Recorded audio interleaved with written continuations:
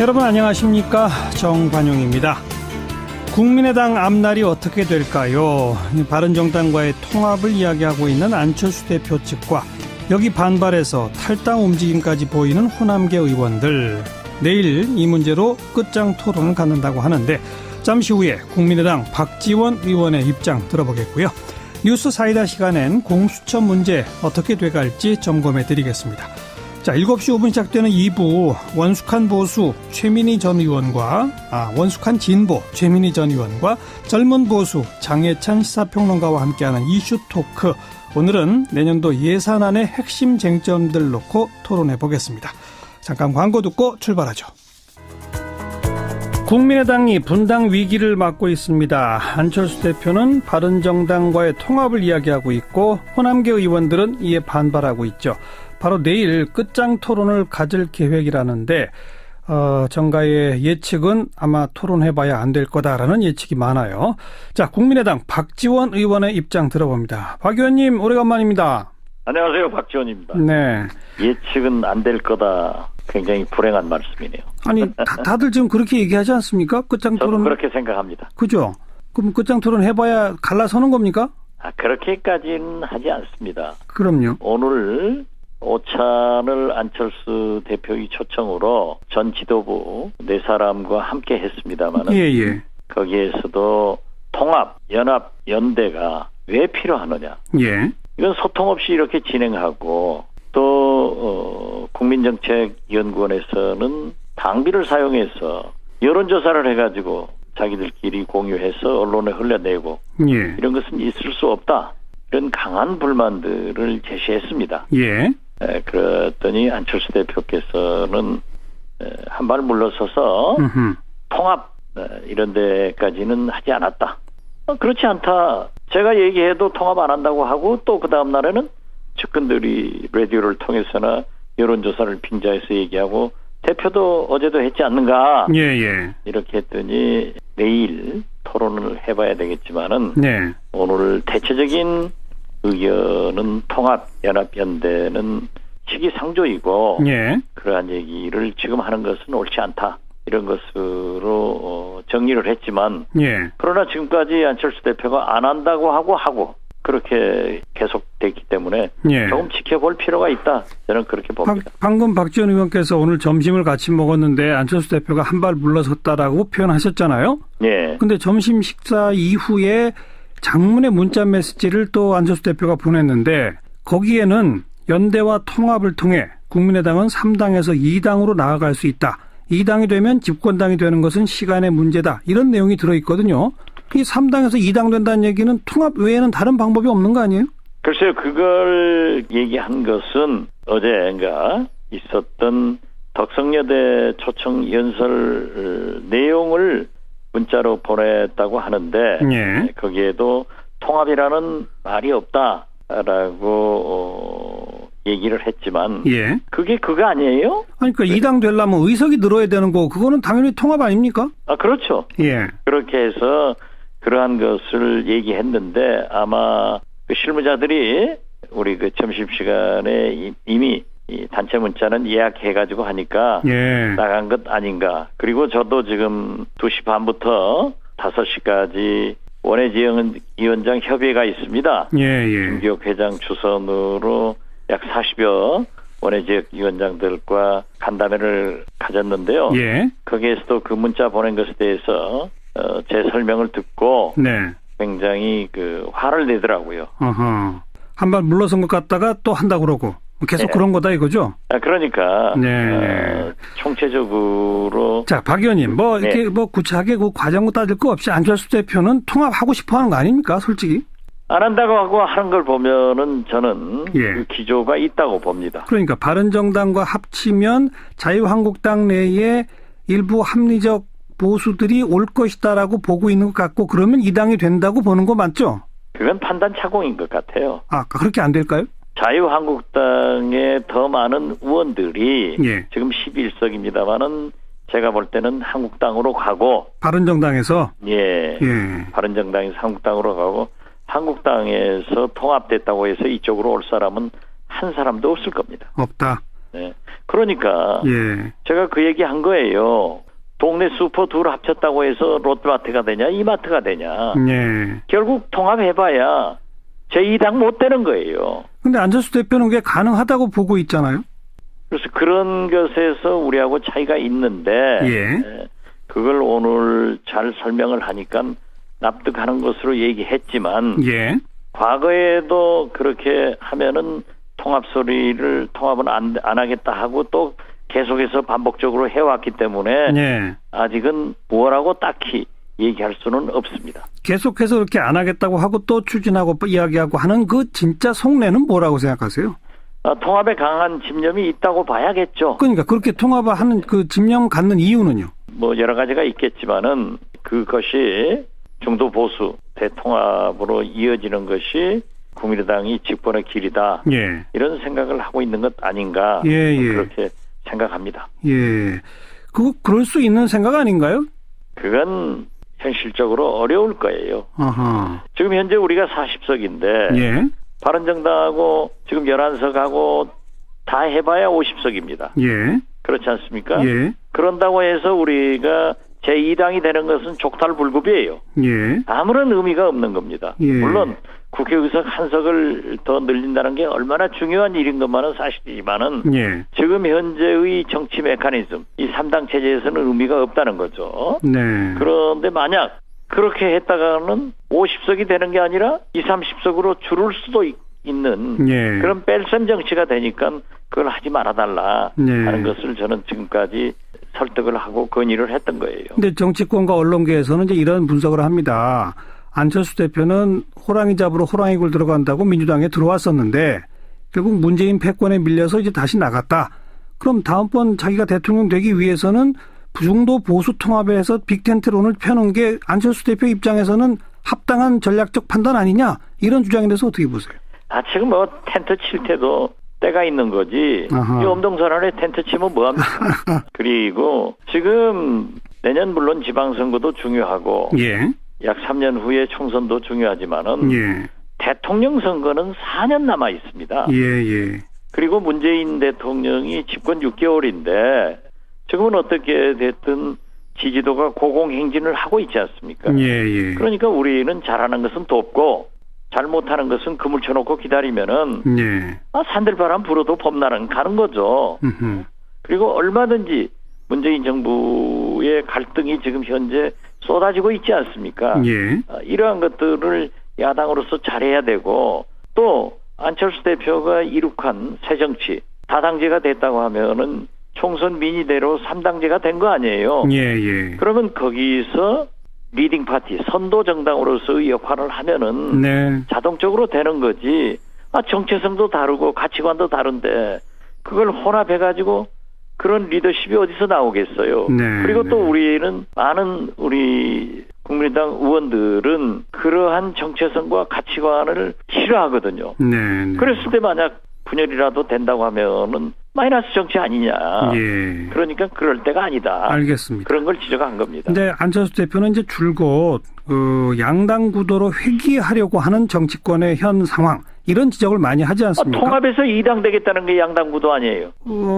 결과적으로는 그렇게 볼 수도 있습니다만 아무튼 예. 제가 지금 질문드리려고 하는 것은 안철수 대표가 양당 구도로 회귀하려는 이런 인식을 갖고 있는 건 국민의당에 있는 호남 출신 의원들이 더불어민주당으로 결국 가고자 하는 거 아니냐 이렇게 생각하고 있는 것 같아요. 어떻게 보세요?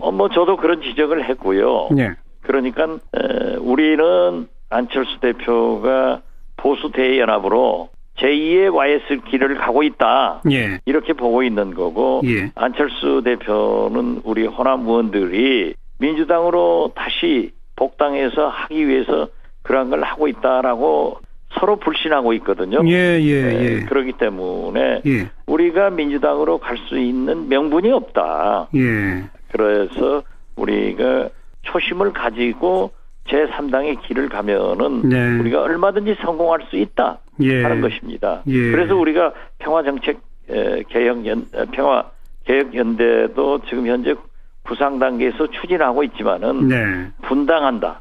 민주당으로 가기 위해서다. 이건 아니다 하는 것을 분명히 말씀드립니다. 네, 국민의당이 국민의당으로 존재하는 한 호남 의원들이 더불어민주당으로 가는 일은 없다. 지금 현재 그런 건 없습니다. 근데 만약의 경우겠습니다만 안철수 대표가 바른정당 등과의 통합을 본격 추진하면 그때는 얘기가 달라질 수도 있겠군요. 뭐 전격 추진할 수도 없습니다. 그런가요? 예, 오늘 또 우리 원외지역 위원장들이 내일이라도 안철수, 유승민이 전격 선언하고 통합하면 어떻게 될 것이냐. 네. 그렇지만은 그렇게 되지 않죠. 그건 왜냐하면은 합법적인 전당대회가 필요하고 그러한 절차가 있어야지. 예. 그 전에 YS도 선언하고 전당대회 할 때 얼마나 많은 갈등이 있었습니까? 예. 그런 것은 생각할 필요가 없습니다. 네. 또 역시 정치권과 언론계에서 떠도는 얘기니까 조금 기분 나쁘시더라도 이제 제 질문을 좀 들어주세요. 호남 출신의 특히 중진 국민의당 의원들은 지금 안철수 대표가 자꾸 통합 얘기하는 게 울고 싶은데 뺨 때려주는 격 아니냐라는 분석도 있습니다. 더불어민주당에 가고 싶은데 명분이 없었는데 명분을 지금 만들어주는 거 아니냐, 이런 지적에 대해서 어떻게 보세요? 그건 호사가들이 만들어진 얘기입니다. 그런 일이 현실화되지 않을까요? 그런 건 지금 현재 전혀 없고요. 그런 명분 없는 짓을 해서 국민이 지도자입니다. 예. 그러면 내일 끝장 토론에서는 일단 봉합 수준으로 가능하다고 보십니까? 어떠세요? 봉합에서는 안 됩니다. 그럼요. 확실하게 정리를 해야 되기 때문에 내일 또 저는 끝이 아니라고 봅니다.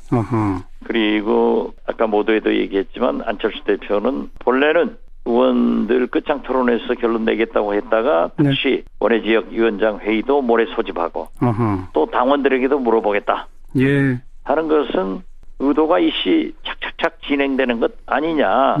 그렇지만은 결코 그러한 것이 되지는 않는다 하는 말씀을 드립니다. 네, 알겠습니다. 국민의당 얘기는 그 정도 듣고 전국 현안 가운데 홍종학 장관 후보자 임명 문제, 박지원 의원은 어떻게 생각하세요? 아마 문재인 대통령께서 임명을 강행할 것으로 보입니다. 네. 그랬을 때 문재인 대통령이 오만에 빠진다 하는 국민적 평가는 강할 겁니다. 예. 임명 강행하면 국민의당은 어떻게 대응합니까? 지금 현재 현행법상 장관은 길이 없습니다. 청문 보고서가 채택되지 않았더라도 임명할 수 있죠. 예. 20일 지나면 할 수 있기 때문에 대통령이 그렇게 많이 임명했잖아요. 그러나 이러한 것들이 쌓이면은 결국 대통령의 인사전행, 오만한 그런 태도로 평가받을 것이다.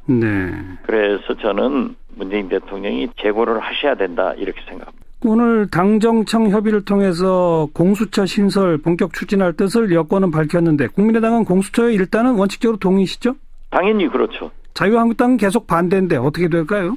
자유한국당이 반대하지만은 최종적으로 공수처장의 추천권을 어디에서 갖느냐 이런 문제가 나와 있고, 과거 제가 야당 원내대표 할 때 MB 때 내곡동 사저특검도 야당에서 그리고 이번에 최순실 특검 이것도 제가 추천해서 됐잖아요.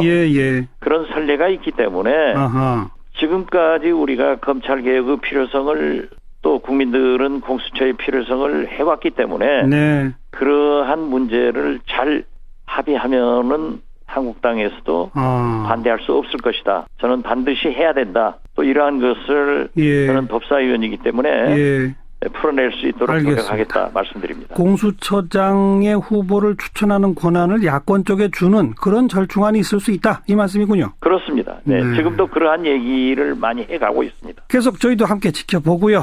내일 끝장 토론도 지켜보겠습니다. 박 의원님 오늘 고맙습니다. 네, 감사합니다. 국민의당 박지원 의원이었습니다. 의제와 전략그룹 더모아의 윤태곤 실장 어서 오십시오. 네, 안녕하세요. 방금 박지원하고 인터뷰 마지막에 이제 공수처 얘기를 잠깐 나눴는데 오늘 조국 청와대 민정수석이 바로 그 공수처 문제 때문에 국회에 왔다면서요? 그러니까요. 조 수석이 2년 만에 국회에 왔다 그러더라고요. 말씀하신 대로 공수처 설치법 논의에 대한 당정청 회의 참석을 위해서 왔습니다. 법무부 장관도 왔고. 박상기 법무부 장관도 왔고, 이제 여당 내 법사위 의원들 원내대표 이렇게 해가지고 모였는데, 그 자리에서 조 수석은 공수처는 검찰개혁의 상징이다. 이제 마무리할 때가 됐다. 이렇게 이야기를 했어요. 그런데 적폐청산 드라이브로 검찰이 전방위적 수사를 하고 있는 이런 와중에 사실 검찰개혁, 공수처 조금 뒤로 밀려있는 느낌을 그동안 주어왔었잖아요. 그게 문제거든요. 예. 그러니까 조수석 의원이 국회까지 직접 온 것은 여기서 좀 불을 지피겠다 이런 생각인 것 같아요. 공수처 꼭 한다. 그렇죠. 예. 문재인 정부는 촛불혁명으로 수립된 정부다. 많은 개혁 과제 중 첫 번째가 적폐청산, 검찰개혁이다. 이렇게 말했어요. 첫째가 검찰개혁이라는 거죠. 예. 그러면서 지난 정권은 우병우 등 정치검사들이 출세 가도를 달렸다. 진경준 등 부패검사들은 국민이 준 권력을 남용해 사리사욕을 채웠고 그 결과 국민들로부터 또 다른 불신이 초래했다. 뭐 이렇게 이야기를 했거든요. 예. 정치권과 청와대가 합작으로 검찰을 조금 견제하는 그런 모양새, 그런 느낌도 좀 느껴지네요. 그렇죠. 오늘이란 시점 자체가 공교롭습니다. 그러니까 예. 오늘 이거에 맞춰가지고 조석이 온 것 같진 않지만은 예. 오늘 전병헌 전 정무수석이 피의자 신분으로 검찰에 출두했지 않습니까? 그렇죠. 아마 지금도 조사 받고 있을걸요. 계속. 그렇죠. 예. 그리고 국회에서는 최경환 자유한국당 의원회관 사무실이 압수수색 당했어요. 그렇습니다. 뭐 각각의 이제 따로따로 이유가 있는 것이지만은 예. 되게 상징적이지 않습니까? 네. 말하자면 검찰이 이쪽 저쪽을 다 이제 칼을 휘두르고 있는 이런 모양새잖아요. 그렇죠. 예. 그러니까 이제 조수석은 저는 대통령의 수석 비서관으로서 공수처 추진의 끈을 놓지 않겠다. 국민의 검찰개혁 의지가 실현되도록 국회에서 물꼬를 터주기 바란다. 이렇게 강조를 한 거예요. 예. 네. 요즘 검찰이 워낙 무소불위로 센 모습을 보여주고 있잖아요. 그러니까 우리나라는 제도상 검찰이 기소 독점권, 검찰이 기소 안 하면 기소 안 하는 거죠. 그렇죠. 재정 신청 제도가 있지만 아주 예외적인 것이고. 게다가 또 수사권도 검찰이 갖고 그렇죠. 거기다 기소 재량권도 가지고 있습니다. 예, 그래서 제 예. 뒤에 설명드릴 텐데, 그러니까 이제 뭐든 다 검찰에 통하지를 않으면 안 되는 거예요. 그렇죠. 적폐청산을 하든 뭘 하든지 간에. 예. 그 무소불위의 권한 때문에 문제가 발생한다는 게 검찰개혁의 이유 아니겠습니까? 그러니까 그 권한을 나누자는 거고 예. 그중에 이제 경찰과의 수사권 독립 문제 하나가 그렇죠. 있고 예. 그다음 공수처를 별도로 설치해서 네. 상호 견제하도록 한다 이런 게 네. 있는 거 아니에요? 조수석이 오늘 뭐 우병우, 진경준 이런 사람들을 언급했지만은 이 사람들은 그 사람 자체도 문제인데 그런 사람들이 생길 수 있는 환경이 더 문제 아니겠어요? 구조죠. 그렇죠. 구조, 예, 환경, 예. 시스템. 근데 뭐 문재인 정부 들어와가지고 이 시스템 자체는 변한 게 없지 않습니까? 없죠. 아직은. 예. 그러니까 이제 조국 수석, 박상기 장관 등이 국회에서 여당 의원들하고 이 논의를 한 거는 아니 검찰개혁이 뒤로 밀린 거 아니다. 그렇죠. 이거 이대로 할 겁니다라는 의지를 네. 발휘한 거죠. 뭐 정치권이나 언론계에서는 과거 정부 같으면 집권한 지 지금 6개월밖에 안 됐는데 현직 정무수석을 검찰이 이렇게 뭐 공개적으로 그 피의 사실을 흘리고 그 현직 정무수석의 전 보좌관들 구속하고 이게 과연 과거 정부 같으면 같았겠느냐, 가능했겠느냐. 그러니까 이제 이 여권의 사람들이 이제 그런 이야기를 많이 해요. 이게 우리가 통제 안 한다는 뜻 아니냐. 그러니까요. 그런데 이거 거꾸로 보면은 우리가 뭐 검찰이 이게 이제 팩트인지 아닌지는 모르겠습니다. 프레임이 지금 이래요. 검찰이 뭐 균형 감각을 발휘한다. 뭐 정무적 고려를 한다 이러는데 왜 검찰이 그걸 해야 되느냐는 거죠. 그리고 뭐 칭찬받고. 그러니까 과거 정부 같으면 민정수석한테 검찰의 수사가 다 정보화로 들어오고 네. 청와대가 뭔가 이렇게 암시도 하고 그러면 현직 정무수석 그건 말이 안 된다. 이런 인식이 있었단 네. 말이에요. 근데 요즘은 문재인 정부는 그런 거 안 한다. 하지만 우리는 검찰 개혁한다. 네. 이제 그런 모습을 보여주는 거 아니겠어요? 그러니까 참여 정부 때하고 이제 유사성으로 갈까봐 우려하는 사람들이 이제 여권 내에 좀 있어요. 그러니까요. 검찰이 예를 들어서 국민적 박수를 받을 거예요. 그러면 그 뒤에 뭐 공수처 이런 이야기 나오면 아니 검찰이 일 잘하고 있는데 힘 빼려고 하는 거 아니냐. 예. 참여정부 때 중수부 폐지를 하려고 하다 그것 때문에 안 된 거였거든요. 그렇죠. 중수부 폐지는 엉뚱하게 박근혜 정부 때 되긴 합니다만은. 아무튼 그래서 청와대는 이번에 공수처는 반드시 한다. 네. 대신에 정치권이 풀어달라. 그렇죠. 지금 국회에는 몇 가지 법이 발의가 돼 있잖아요. 법안이 이제 4건이 발의가 돼 있는데 이 가운데서는 민주당 박범계 의원이 발의한 법안에 힘이 실리고 있어요. 왜냐하면 박 의원이 이제 적폐청산 TF 위원장이고 민주당 내. 네. 왜 예전에 국정기획위가 100대 과제 발표할 때 각 담당자들이 나와가지고 프리젠테이션 했지 않습니까? 예. 박 의원이 그때 했거든요. 그러니까 네. 이건 개인 아니라기보다는 이제 정부하고 조율이 된 걸 겁니다. 예. 이 안을 보면은 이제 20인 이내에 검사로 구성된 수사 인력, 거기다 지원 인력이 더 붙겠죠. 전직 대통령, 대법원장, 검찰총장, 국회의원, 광역단체장들을 수사하게 돼 있어요. 네. 이 숫자나 대상은 조금씩 바뀔 수가 있는데 지금 첨예한 것은 공수처장 임명 방식입니다. 뭐 쟁점거리가. 좀 아까 박지원 의원도 그 얘기를 꺼내잖아요. 예. 예. 박범계 의원 안이나 여권 의원 안들이 나오면 이게 협의회나 추천위원회를 꾸려가지고 한 명 후보를 하면 대통령이 임명하게 돼 있습니다만은 그럼 그 위원회를 어떻게 꾸리느냐가 문제지 않습니까? 그렇죠. 보통 뭐 여당목, 야당목에다가 법무부 장관목 이러면 사실상 여당몫이 더 많아지죠. 느는 거거든요. 항상 지금까지 그랬어요. 예, 예. 근데 이제 박지원 의원이 오늘 이 이야기를 했고 국민의당 대체로 그런 쪽으로 알고 있고 자유한국당도 오늘 기류가 좀 바뀌고 있는 게 그래요. 한국당은 지금까지 공수처에 대해서 워낙에 반대였는데 예. 이거 임명하는 방식을 바꾼다면 야당이 어떻게든 더 영향력을 행사해가지고 추천해서 대통령이 받아 안는다면 예. 뭐 할 수 있다. 공수처장 추천위원회 구성을 야당이 하나라도 더 많게. 그렇죠. 그렇게 하고 뭐 복수로 추천 이런 방식. 뭐 복수로 하든지 단수로 하든지 여기서부터는 또 이제 막 첨예한 이제 줄다리기가 진행되겠지만 야권은 말하자면 여권한테 다시 그런 공을 던져놓은 상황이라고 네. 볼 수 있는 거죠. 네. 그 전례가 아까 박지원 의원 말했다시피 뭐 전례가 없는 것도 아니다. 박영수 특검의 경우가 그랬잖아요. 그렇죠. 그러니까 지금 저는 박지원 의원의 그 얘기를 그렇게 해석했어요. 하나라도 야권 쪽 몫을 많이 하게 되면 제3당인 국민의당이 캐스팅 보트를 쥐는 예. 거예요. 만약 거기서 복수로 추천한다. 자유한국당 추천 1명, 국민의당 추천 1명. 그러면 대통령이 누구를 임명하겠느냐? 국민의당 추천을 임명하겠지. 아마 이런 걸 계산하는 게 아닐까 싶은데. 그런 계산도 있겠지만 이 구조적으로 이런 말이 있지 않습니까? 왜 이제 아이들한테 파이를 어떻게 잘라가지고 나눠 먹냐 하면 이제 형 동생이 막 싸우잖아요. 네. 자르는 사람하고 선택하는 사람을 다르게 하면은 그게 공평하게 가장- 된다 이런 말이 있거든요. 가장 공정하죠. 그렇죠. 이제 예. 그 프레임에 대한 것인 건데 예. 이게 어떻게 보면은 쟁점이 좁혀졌다. 알겠습니다. 그리고 야당도 조금 긍정적으로 논의해 볼 수 돌아섰다. 있다. 이렇게 볼 수는 있는 거죠. 그러니까- 지금 야당에서도 검찰이 너무 독주 아니냐 예. 이 인식은 같거든요. 그러니까 살아있는 권력을 향해서 수사할 기구로 공수처를 만들자는 거 아니겠습니까? 그렇죠. 그렇다면 살아있는 권력이 공수처장을 임명하면 안 된다는 것은 논리적으로 있을 수 있는 주장이니까 그렇죠. 예. 앞으로 국회에서 요 쟁점을 가지고 논의가 좀 진전이 되는지 네. 지켜봐야 되겠네요.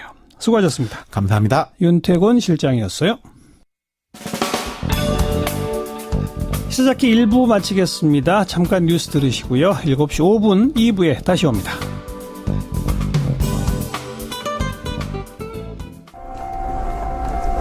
시사잡기 2부 오늘 하루 화제가 된 뜬 뉴스들 정리하면서 출발합니다. CBS의 김현지 기자 안녕하세요. 네, 안녕하세요. 오늘 뜬 뉴스 첫 소식은요?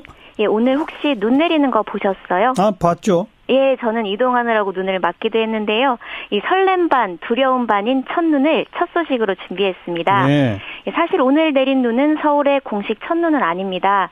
저는 못 봤는데 사흘 전에 눈이 잠깐 흩뿌렸었나 봐요. 아하. 그때가 공식 첫눈이고 오늘은 두 번째지만 하얀 눈이 보슬보슬 내리면서 보는 이들의 마음을 포근하게 만들었습니다. SNS에서는 첫눈 인증샷도 이어졌습니다. 누리꾼들은 첫눈이다. 세상이 이렇게 고요할 수가. 단풍 보러 왔는데 첫눈이 내렸다며 부푼 마음을 전했습니다. 예. 또 무더위에 허덕일 때가 엊그제 같은데 벌써 눈이라니 라며 놀랍다는 반응도 있었고요. 뭐 캐롤도 등장했다면서요? 예, 이 첫눈 소식은 실시간 음원 차트도 흔들었습니다. 벌써 캐롤이 음원 차트 상위권을 모조리 휩쓸었고요. 예. 또 올해 초 인기를 끌었던 드라마 도깨비 OST였죠. 이 가수 에일리의 첫눈처럼 너에게 가겠다도 역주행했습니다. 네. 다음 소식이요. 예, 이 칼군무로 유명한 아이돌 그룹 방탄소년단 혹시 아시나요? 방탄소년단을 모를 수가 있습니까? 아, 예, 역시 시사 이슈계의 유재석 다우십니다. 아하. 예, 방탄소년단이 아메리칸 뮤직 어워드 레드 카펫을 밟았습니다. 그게 뭐 그리 대단한가 하시는 분들도 있으실 텐데요. 이게 빌보드 뮤직 어워드, 그래미 어워드와 함께 미국 3대 음악 시상식으로 꼽힙니다. 네. 올해 벌써 45회째로 역사도 깊은데요. 이런 곳에 대한민국 최초이자 아시아 뮤지션으로는 유일하게 우리의 방탄소년단이 세계적인 팝스타들과 나란히 무대를 누볐습니다. 또 우리 시간으로 오늘 오전 10시에 생방송으로도 무대를 볼 수 있었는데요. 곧바로 실시간 검색어 순위에 오르면서 네티즌들의 많은 관심을 모았습니다. 예. 예, 더 대단한 건요. 이 미국 땅에서 소위 말하는 이 떼창이 울려 퍼진 겁니다. 외국 소녀 팬들이 서툰 한국어로 방탄소년단 노래를 목청껏 따라 부른 건데요. 심지어 우는 팬들도 눈에 띄었습니다. 네. 이 세계적인 뮤지션들도 이런 모습이 신기했는지 스마트폰으로 방탄소년단을 찍는 모습이 생중계되기도 했습니다. 네. 전 그 방탄소년단이 그 대형 기획사 출신이 아니라는 점에서 또 더 주목돼요. 예, 그렇습니다. 자, 다음 소식은요. 예, 한화이글스 김원석 선수의 SNS 대화가 오늘 온라인 커뮤니티를 온종일 덮으면서 논란의 중심에 섰습니다. 문재인 대통령을 빨갱제인이라고 말하고 전태일 열사도 조롱했는데요. 뿐만 아니라 감독에 대한 욕도 서슴지 않고 한화의 연고지가 충청도죠. 근데 이 충청도를 멍청도라고 비하하는 발언까지 해 한화 팬들에게 충격을 주고 있습니다. 예. 또 치어리더 외모도 비하하면서 춤출 때 뭐 안 치고 싶다는 문자를 팬들에게 보내 비난의 목소리도 커지고 있습니다. 어떤 선수예요, 과거가? 예, 이 김원석 선수는 사실 노력의 아이콘으로 불리죠. 이 5년 전 투수로 입단했지만 별다른 활약을 못해 외야수로 전향했습니다. 하지만 결국 방출당하면서 군입대를 했고요. 그래도 포기하지 않았습니다. 제대 뒤엔 독립구단에서 다시 야구를 시작했고 노력 끝에 한화에서 다시 한번 둥지를 틀었습니다. 올해 활약도 커서 한화의 기대주라고 불리면서 많은 사랑을 받기도 했죠. 하지만 한화 측은 이 김원석 선수의 막말 문제가 공론화되자 긴급 회의 끝에 전격 방출이라는 강력한 조치를 취했습니다. 네, 수고하셨습니다. 예, 감사합니다. CBS의 김현지 기자였습니다. 사운드 오브 뉴스입니다. 김민아 기자 어서 오세요. 안녕하세요. 오늘 들어볼 소리는요? 전병헌 전 청와대 정무수석이 오늘 검찰의 피의자 신분으로 소환됐는데요. 소리를 들어보시죠. 문재인 정부 고위공직자 가운데 처음으로 비리 혐의로 검찰에 소환됐는데 심경이 어떠십니까? 예, 딱 말씀드릴게 밀지는 마세요. 다시 한번 두 전직 기서들의 일탈에 대해서 송구스럽게 생각합니다. 청와대에 많은 누가 된 것 같아서 참담한 심정입니다. 그러나 다시 한번 분명하게 말씀드립니다만 저는 그 어떤 불법에도 관여한 바가 없습니다. 검찰에서 저에 대한 의문과 오해에 대해서 충분히 설명하도록 하겠습니다. 네, 의혹은 계속 부인하는 그런 입장이네요. 그렇습니다. 롯데옵션픽으로부터 한국 e스포츠협회를 통해서 3억 원대 후원금을 받은 혐의인데 들으신 대로 측근들의 일탈이지 자신은 의혹과 관계가 없다. 이 주장을 계속하고 있습니다. 하지만 전병헌 전 수석의 입장과는 별개로 야당은 청와대를 겨냥하고 있는데요. 예. 자유한국당과 국민의당은 전병헌 전 수석을 임명한 배경과 과정을 밝히라면서 인사 책임자의 문책과 사과를 요구하고 있습니다. 여기서 인사 책임자라는 것은 결국 조국 민정수석 그리고 조현옥 인사수석을 얘기하는 것일 수밖에 없죠. 오늘 국회를 방문한 조국 민정수석에게 기자들이 입장을 물어봤는데 별다른 말은 안 하는 그런 상황이었습니다. 오늘 일부 시간에도 분석을 했습니다만 오늘 타이밍이 검찰이 최경환 의원 대상으로 압수수색도 한 같은 날이잖아요. 그렇습니다. 참 묘한 타이밍이다 이런 얘기가 나오죠. 그렇죠. 그래서 이것도 여야 균형 맞춘 거 아니냐 이런 해석들을 쭉 내놓고 있는데요. 오늘 오전부터 여의도 국회의원회관의 최경환 의원실 그리고 지역구인 경북 경산의 사무실, 서울 자택 이걸 다 일제히 압수수색을 해서 검찰이 내부 문서, 장부, 컴퓨터, 하드디스크 등을 확보했다. 이런 보도죠. 예. 최경환 의원은 부총리 겸 기획재정부 장관이던 2014년에 국정원으로부터 특수활동비 1억 원을 수수한 의혹을 받고 있는데요. 최경환 의원 본인은 동대구역 이게 사실이라면 동대구역에서 할복을 하겠다 이런 얘기를 하면서 의혹을 강력 부인하고 있는데 그렇죠. 일단 예산 편의를 위해서 돈을 줬다는 이병기 전 국정원장 증언도 있고 또 국정원 회계장부 등을 검찰이 확보했다라는 얘기도 나오니까 1억 원을 받았다. 이 얘기는 거의 사실에 가까운 상황으로 좀 보입니다. 게다가 특수활동비 추가로 국회의원 명단이 나오느냐 이게 또 중요하잖아요. 그렇습니다. 최경환 의원이 만약에 받은 돈을 다른 국회의원들에 대한 로비 목적으로 사용한 정황이 있다면 수사가 본격적으로 확대될 수도 있는데요. 검찰은 일단 그런 단서는 포착한 바 없다라고 밝히고 있습니다. 하지만 이른바 찌라시 이런 형태로 국정원에 돈을 받았다라는 의원의 구체적인 명단들이 지금 여러 버전으로 나돌고 있어가지고 논란이 계속될 전망인데요. 예. 오늘 정세균 국회의장은 국정원에 이런 소문들이 사실인지 제대로 조사를 해야 될 것 아니냐라면서 직접 항의를 했다. 이런 내용도 보도가 되고 있습니다. 네. 이런 상황 전체적으로 보면 정치권이 국정원과 검찰 개혁을 놓고 서로 견제구를 날리는 그런 상황으로도 볼 수 있지 않느냐 이런 해석도 나오네요. 네. 다음 뉴스요. 오늘 문재인 대통령이 수석비서관 보좌관 회의에서 포항시 특별재난지역 지정을 재가했습니다. 포항시는 이에 따라서 피해 복구비 중에 지방비 부담액의 64.5%를 지원받게 되고요. 피해 지역 주민들은 전기, 통신, 도시가스 등의 지역 난방요금과 건강보험료 등을 감면을 받게 됩니다. 또 이와 함께 포항시는 LH공사의 국민임대주택 160채를 포함을 해서 포항시 내 즉시 입주할 수 있는 500가구 정도의 이 주택을 확보해서 이재민들에게 제공하기로 했다라는 소식입니다. 네, 특별재난지역 지정은 뭐 너무 당연한 얘기 같고요. 자, 23일 수능. 혹시라도 여진이 있지 않을까 걱정되는데 정부가 방침을 정했다면서요? 문재인 대통령이 수능 당일에도 여진이 있을 수 있다 하면서 모든 가능성에 대비한 지침을 마련하겠다 이렇게 약속을 했습니다. 그래서 정부가 이제 대책을 쭉 발표를 했는데요. 지진 피해를 본 4개 고사장은 일단 다른 지역으로 옮기고 이 포항 인근 지역에 예비 시험장을 마련을 한다라는 계획입니다. 또 시험 중에 여진이 일어날 경우에 대해서는 수능을 또 연기하거나 재시험을 치를 수는 없다 이렇게 좀 못 박아놓은 상태입니다. 예. 좀 안전을 위협받지 않는 정도의 진동이라면 시험을 중지하고 책상 아래로 대피를 한 후에 안전에 문제가 없어지면 시험을 재개하겠다라는 정도로 하겠다는 거죠. 근데 만약에 안전에 위협받을 정도로 진동이 크면 그럴 때는 어떡하나요? 이 진동이 크고 실질적 피해가 우려된다면 운동장으로 이제 다 대피를 하게 되는 상황이 되는데요. 이 경우에 그 지역에 한해서 이제 시험을 무효가 되는 것이죠. 이 경우 정부는 이 시험 무효에 대한 대응 방안이 따로 있는데 이걸 지금 밝힐 수는 없다. 이런 입장을 얘기하고 있고요. 일각에서는 특별 전형 뭐 이런 걸로 구제해야 되지 않겠느냐 이런 얘기도 나오는데 일단 대학 측에서는 현실적으로 올해 입시에서는 뭐 이런 특별 전형은 불가능하다 이런 예. 얘기를 하고 있다고 합니다. 하긴 운동장으로까지 대피하는 상황이 되면 다시 교실로 들어가서 시험 보게 하는 것도 어렵겠네요. 그렇죠. 사실상 불가능이라고 봐야죠. 대피하면서 학생들끼리 또 서로 의견도 주고받을 수가 있고 하니까. 그렇죠. 근데 그렇게 될 경우 대응 방안이 있지만 그건 아직은 못 밝힌다. 그렇습니다. 제발 그런 일이 일단 없었으면 좋을 것 같고요. 게다가 오늘 새벽에도 여진이 있었다면서요? 또 뭐 액상화라는 전문 용어가 자꾸 등장하던데 거기에 대한 대책은 있나요? 지금 이제 그 액상화라는 게 지진 때문에 지하수와 어떤 집안의 퇴적층 구조가 바뀌게 되면서 지층의 강도가 떨어져서 이 땅이 다 흐물흐물해지는 이런 현상이죠. 예. 오늘 신문을 보면 포항 도심에 있는 학교 운동장 일부에서도 막 물이 솟아올라서 이 흙이 봉긋하게 올라오는 이런 현상들이 발견됐다고 하는데 도심 지역에서 이런 집안 약화가 이루어졌다면 건물 피해로 이어질 수 있는 상황이어서 상당히 좀 우려가 된다 이런 반응들이 많이 나오고 있습니다. 예. 그래서 오늘부터 기상청과 행정안전부 국립재난안전연구원이 이 포항 지역 논밭에서 이 집안 샘플을 채취하기 위한 시추 작업에 들어가 있는데요. 좀 이런 상황들을 과학적으로 정확히 파악을 해서 좀 이런 뭐 집안 침하로 인한 피해가 없는 대책을 마련할 수 있도록 노력을 해야 될 것 같습니다. 그래야죠. 다음 뉴스는요? 시진핑 중국 국가주석의 특사 자격으로 나흘째 북한을 방문하고 있는 숭타오 공산당 대외연락부장의 행보를 두고 지금 여러 가지 얘기가 나오고 있습니다. 특히 김정은 조선노동당 위원장을 만나지 못한 것으로 보인다. 이런 분석이 나와서 좀 우려가 되는데요. 네. 북한 관영 언론도 이런 내용은 보도하지 않고 있고 중국 외교부도 뭐 이것과 관련해서는 제공할 정보가 없다. 이런 입장을 밝히고 있다는 것이지요.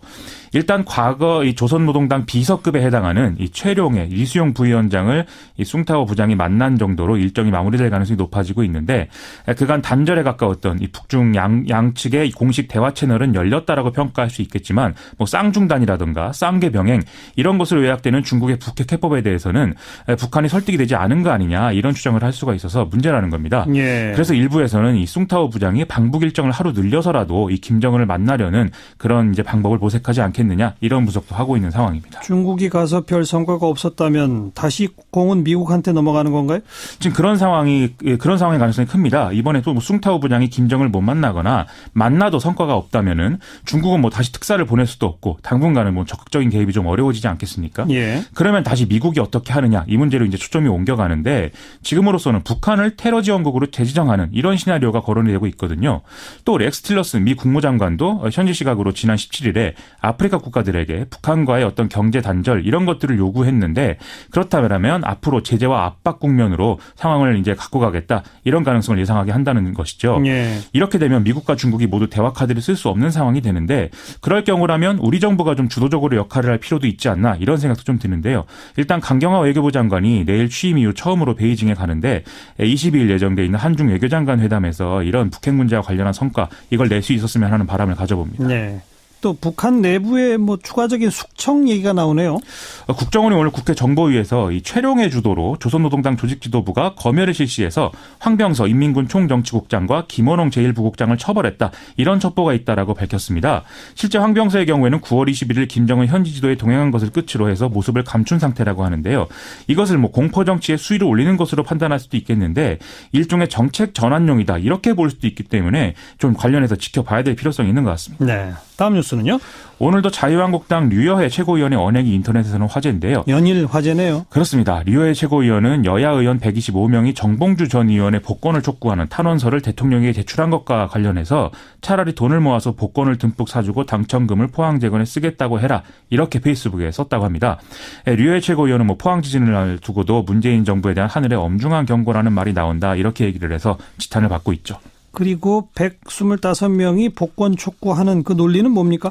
이 정봉주 전 의원이 2007년 대선을 앞두고 이명박 전 대통령이 BBK의 실소유주다. 이런 의혹을 제기했다가 선거법 위반 혐의를 받고 징역 1년을 선고받아서 2022년까지 피선거권이 박탈된 그런 상태 아니겠습니까? 예. 이 탄원에 참여한 의원들은 이명박 전 대통령이 BBK 실소유주라는 정황과 증거가 계속 나오고 있다라면서 성탄절 사면이 필요하다. 이렇게 요구를 하고 있습니다. 그런데 뭐 꼭 실소유주 문제라기보다는 정치인이 합리적 의심을 갖고 의혹을 제기했다가 정치 보복을 당한 것으로 볼 수밖에 없기 때문에 뭐 이런 사정을 좀 참작해야 될 필요가 있다. 이런 얘기가 가능할 것 같고요. 다만 대통령의 사면권 행사는 늘 논란이 지금 많기 때문에 새로운 정치적 논란을 번질 가능성도 있어서 좀 주의가 필요합니다. 다음 뉴스는요? 전북 고창면 오리농가에서 고병원성 AI가 확진돼서 유경오리 1만 2천 마리가 살처분되는 등의 상황으로 우려가 커지고 있는데요. 또 AI로군요. 그렇습니다. 정부는 전국 모든 가금 농가 및 차량에 대한 일제 소독 그리고 전통시장에서의 병아리 판매 전면 금지 등을 실시할 예정입니다. 또 지난 13일에 전남 순천시 도사동 일대에서 채취한 야생 조류 분변에서 검출된 AI 바이러스도 고병원성인 것으로 확인이 돼서 지금 문제인데요. 당국은 주요 철새 서식지에 대한 야생 조류 항시 예찰을 강화하고 내일부터 순천만 폐쇄 그리고 반경 10km 이내 거점 소독시설 설치 이런 것들을 통해서 이동 차량 방역을 강화한다. 이런 계획을 세우고 있습니다. 평창 동계올림픽도 가까워지니까 더 걱정이잖아요. 그렇습니다. 그래서 지금 강원도는 외부로부터의 가금류 반입을 중단키로 한 상태인데요. 또 평창 동계올림픽이 열리는 것으로 예정돼 있어서 좀 사람들이 많이 오가는 지역들인 강원 정선, 평창, 강릉 지역의 소규모 농가의 가축에 대해서 수매 및 도태 작업을 이달 말까지 서둘러 마치기로 했다는 소식입니다. 제발 좀 널리 확산 안 되었으면 좋겠습니다. 수고하셨어요. 고맙습니다. 김민아 기자였습니다. 오늘 눈 때문에 차트 순위가 갑자기 올랐다죠. 에일리의 첫눈처럼 너에게 가겠다 들으시죠. 네, 감미로운 노래를 듣다가 이제 또 심각한 토론을 해야 되겠군요. 이슈 토크 시간, 네, 원숙한 진보, 최민희 전 의원, 젊은 보수, 장해찬 시사평론가 두 분과 함께하는 자리죠. 오늘은 지금 국회에서 심의 중인 내년도 예산안 이야기를 좀 중심적으로 해보도록 하겠습니다. 최민희 전 의원 어서 오세요. 안녕하세요. 장해찬 씨 어서 오십시오. 안녕하세요. 네, 예산 얘기하기 전에 그 정부의 지진 대처에 대해서는 이 자유한국당 정우택 원내대표도 잘하고 있다고 칭찬을 하더라고요. 제가 최근에 정우택 원내대표가 정부가 한 일 중에 칭찬하는 건 처음 들어봤는데 네. 장해찬 씨가 보기에도 지진 대처는 잘하고 있습니까? 잘하고 있죠. 네. 잘하고 있고 저 같은 경우는 이 대통령의 리더십 그리고 김부겸 총리가 현장에 급파되어서 장관이 갑자기 김부겸 네. 장관을 총리로 격상시키죠. 총리 되려나? 네, 현장에 급파되어서 예. 또 이게 수능을 연기해야 된다는 의견을 그러니까요. 신속하게 제시한 걸로 알려져 있는데요. 예. 이런 리더십 정치 같은 경우는 결국 선택하고 책임지는 건 아니겠습니까? 수능 연기라는 게 사실 쉽게 선택하기는 힘든 결정일 수 있습니다. 전국적인 맞아요. 학부모나 학생들의 반발을 불러일으킬 수도 있는데 어찌 보면 엄청난 결정이죠. 그렇죠. 사실 근데 그걸 전격적으로 했다는 거. 수능 때문에 우리 경찰들도 동원되고 나는 비행기도 멈추는데 네. 그 결정을 하고 과감히 책임지는 선택을 했다는 것에 대해서 칭찬을 하고 싶고요. 또 이번에 긴급 재난 문자가 굉장히 빨리 발송돼서 국민들의 칭찬을 받았는데 이 부분은 지난 9월 작년 9월에 경주 지진이 있을 당시에 재난 문자가 늦은 것으로 많은 사회적 문제가 야기됐었습니다. 그때 황교안 전 총리가 이 기상청에서 바로 긴급 재난 문자를 발송되도록 예산 확보와 입법이 필요하다고 9월 20일에 지시를 했었는데요. 이게 전 정부에서 잘못된 부분을 어쨌든 황교안 전 총리가 좀 발전시키려고 노력한 부분 그리고 현 정부에서 문재인 대통령과 이 김부겸 장관 같은 이 리더들이 리더십을 발휘한 부분들이 잘 조화가 돼서 국민들에게 믿음직스러운 모습을 보여주고 있다. 있다고 생각됩니다. 그런데 지진 관련 예산 앞으로 더 늘려야 되는 거 아니냐. 큰 지진 더 빈발하는 거 아니냐 얘기가 나오는데 지금 예산안 나온 거 보니까 지난해보다 503억 원이 줄어들었대요. 이건 바로 잡아야 되지 않겠어요? 근데 사실을 먼저 바로 잡겠습니다. 지금 그렇게 줄었다는 내용은 지진 관련 예산이 아니라 방제 및 안전 관련 전체 예산이 줄었다. 그 얘기고 지진 관련 예산은 18억 1,300만 원이 줄었는데요. 예, 요거에 대해서 이제 민주당이 오늘 당정 협의를 했습니다. 네. 그래서 그 당정 협의하면서 내진 보강에 380억을 증액하고 증액. 예, 그 외에 시스템 구축, 인프라 구축에 13억을 증액하겠다 이렇게 발표를 했고요. 근데 이 내진 보강 관련해서는 지금 이제 공공시설에 대한 내진 보강액이 380억 정도가 이제 1차로 필요하다고 합니다. 그런데 이 중에 중요한 게 초등학교, 중학교, 고등학교가 내진 성능이 있는 교실이 학교가 24.3%밖에 안 된다고 합니다. 큰 문제입니다. 예, 그리고 이게 31,797개 학교 중에 7,738개니까 그 대다수 학교가 지진의 무방비 상태라 이제 우선적으로 초중고에 배정될 것으로 보이는데 이제 오히려 제가 부탁드리고 싶은 것은 정부에 이게 이번에 이제 서울시 교육청에서는 내진 보강 예산을 확정할 여력이 있는데 지방 교육청이 그럴 여력이 없다고 합니다. 예, 그래서 이 내진 보강 안전과 관련하여서도 서울의 학생들과 지방의 학생들이 그렇게 차별을 받는 건 진짜 아닌 것 같아요. 맞아요, 그래서 좀 신경을 써주시기를 기대합니다. 각 지역 단위, 시골 단위로 지방으로 내려갈수록 더 취약할 수 있으니까. 네. 참 사실 요 대목에서 우리 국민 전체가 좀 사실 반성해야 됩니다.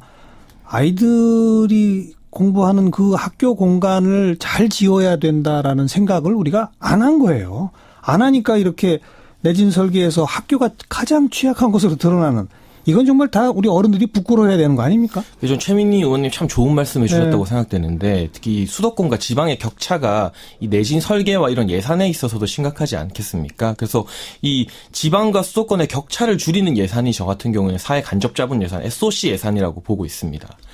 뭐 이 국가에서 예산을 투입해서 좀 지역에 떨어진 편의시설을 보강하고 뿐만 아니라 이게 지방 재정을 부응하는 효과도 있는데요. 이 내년도 예산을 보면은 전년 대비 SOC 예산이 20%가량 삭감되어 있습니다. 그리고 말씀하신 지진 예산 줄어든 것 보면 지진 방제 예산은 전체로 봤을 때 전년 대비 이제 13%가 줄어들었는데, 지진 인프라 구축에는 2.7% 예산이 늘었지만 조기 경보체계 강화, 뭐 이렇게 재난 문자 가는 이런 경보체계 강화와 내진 보강 분야에서는 각각 36%와 14%씩 예산이 줄어든 채로 이제 정부안이 나왔습니다. 이제 포항 지진이 이렇게 발생하고 여당과 야당 한 목소리로 이 삭감된 예산 늘려야 된다고 주장하고 있기 때문에 이 부분은 증액이 될 것으로 보여지는데, 왜 이렇게 사고가 터져야만 다시 이런 증액 논의가 되는지, 사고가 안 터졌으면 특히 이 내진 보강 분야에서 14%를 올해 대비 줄인 부분에 대해서는 정부에서 왜 이렇게 SOC 예산을 무리해서 좀 삭감했는지에 대해서는 아쉬운 부분이 있습니다. 자, 이제 곧바로 내년 예산안의 이제 최대 쟁점 부분입니다. 결국 지금 정부 여당은 그 공무원들 채용을 좀 늘리고, 그래서 정부가 일단 일자리를 좀 만들고, 또 최저임금을 대폭 올리는데 거기에 그 충당이 안 되는 좀 소규모 기업들한테는 지원도 해야 되고, 뭐 이런 돈들이 늘어나다 보니 SOC 예산은 좀 줄일 수밖에 없다, 이런 주장을 펴왔던 것이고, 여기에 대해서 야당은 공무원 증원 등등 말이 안 된다, 오히려 SOC 예산 늘려야 된다, 지금 이렇게 지금 하고 있고, 지금 방금 이제 장해찬 씨가 그런 그 바탕을 두고 공세를 펼치신 거예요. 최민희 전 의원은 어떻게 보세요? 이제 SOC 예산이라는 게 지방과 그 중앙의 재정의 균형을 이루려는 예산은 아니죠. 그건 뭐 기초 인프라인데요.